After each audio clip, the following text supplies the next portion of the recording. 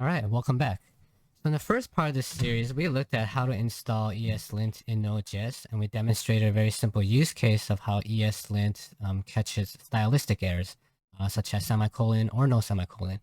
In this video, we're going to focus more on the more useful aspect of linting, which is to catch logical programming errors, and we'll demonstrate that by modifying this function right here. So in here, this hello string function, I'm going to modify this to make it a little bit more personalized. So I'm going to define a string here. So depending on the name, I'm going to adjust the text string. So I'll put a switch statement here, and then put a switch on the name. And if the name is internet, let's say I'm gonna be a little more excited. So name, I'm excited. Now, do another case like Sandy, for example. And we like Sandy, so we're going to add an emoji. And we're going to break this. And let's just get the default case. The default is whatever name is passed in is whatever that we're going to respond with. I'm going to break.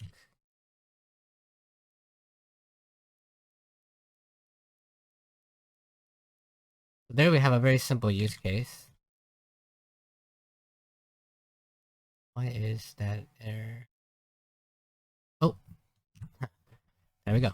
Alright, so now we have this very simple personalized get hello function. But let's say I made a mistake here and I duplicated this case here. What this results is in a unreachable code here. Because it's duplicates from the first one, it's never going to actually execute this portion. So this is a logical error that we just introduced into our code. It's never going to hit this. For example, in the future, let's say I wanted to add something here. But this change is never going to run because of this logical error we just introduced. So let's run this, for example. As you can see, the emoji is not printed out because it never reaches this code. Furthermore, let me introduce one more logical error here. Let's say I wrapped the switch statement in a try-catch block. And then I'm going to catch this with the E.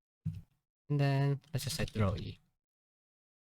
In this case, what you see is that this is just throwing an exception, but it's not really handling this exception at all. So this is another logical error that I've introduced here. So typically, when you're developing, you should be able to kind of catch these, but it's very hard sometimes to catch these logical errors. It just kind of goes over your head.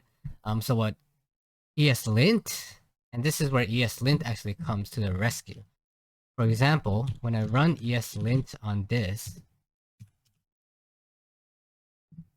it's going to show you that there's some sort of logic or errors that are being produced by this code that I just added. And the first error is a no useless catch, unnecessary try catch wrapper. As you can see, ESLint is saying, hey, there's a try catcher, but you're not handling this exception at all. At the very least, just log it then. Error occurred.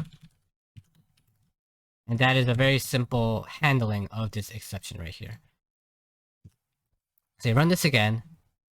Duplicate case label. As you can see, ESLint caught this logical error that we introduced. So you can see how this is useful. It's kind of like your second eye, right? A second set of eyes, second pair of eyes that are looking at your code with you. You run ESLint, and it detects some sort of problem. You go back to the code, and you realize, oh, I see, there's an error here. So you can either delete this or whatever modifications you need to do. And then resolve that duplicate case label error. Run ESLint again. There we go. There is no error, so all of our ESLint issues have been fixed.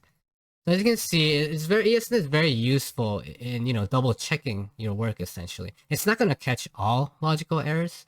Some are more subtle. But some of these blatant ones, ESLint does a good job of actually notifying you and saying, hey, something's wrong, go fix it. So yeah, I mean that is the logical portion of ESLint. So ESLint is very useful, as you can see, and I would recommend implementing it in your project whenever you need to. Sometimes it could be a little bit too restrictive, but that's where you have to play around with some of the rules if you're going to turn off some rules or whatnot, and it all depends on your situation. So just play around with it and see what works for you. Yeah, so that concludes this second part of this video of the series. So thank you for watching, and see you guys later. Alright, if you guys enjoyed that video, please like, comment, and subscribe. Like, comment, and subscribe. Like, comment, and subscribe. Wait, how come I'm doing this? Like, comment, and subscribe. Like, comment. Okay, I'm done.